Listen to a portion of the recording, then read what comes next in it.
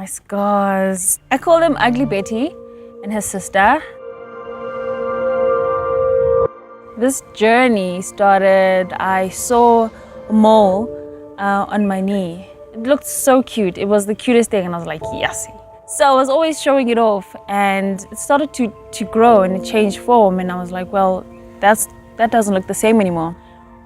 But I ignored it. And then it started being more painful and I couldn't understand why, because to me it's just a little more. My friends, black people, we call it kuku. So we're like, kuku eh, And little did I know that, there was a whole thing behind it. I knew then that I had to do something about it, but I still took another year to eventually go in and go to the doctors and get it checked out. When I went into the dermatologist, I had a biopsy done and they gave me the diagnosis and I didn't know what to do with my life at that point.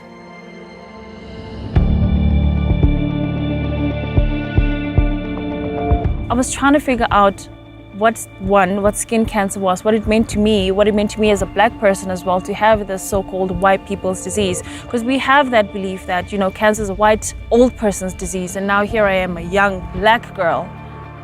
What's happening? How am I, finding myself in this situation? So after 6 months, then I had to go in and get my surgery.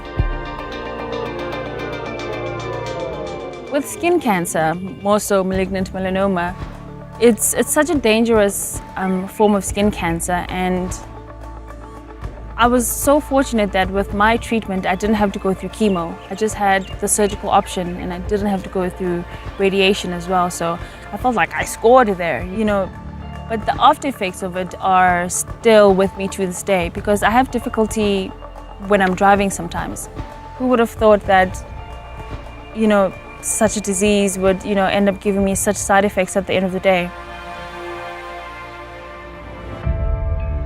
So I'm 2 years cancer-free now, which is fantastic. And I'm loving life because I have a new lease on life. I have a responsibility to society as a whole, and I think definitely to people of color. Cancer does not discriminate. It doesn't care who you are, where you're from, what you've been doing with your life. It's just like, hey, it doesn't even knock. It just comes in and you just, how do I deal with this? What I've come to learn is that, silence is cancer's best friend, because if we're quiet, nobody knows anything. Nobody learns if you're quiet. So know your body. Definitely know your body. Be aware of little changes and how they develop over time. And if it can help just one person, I think I've done my job.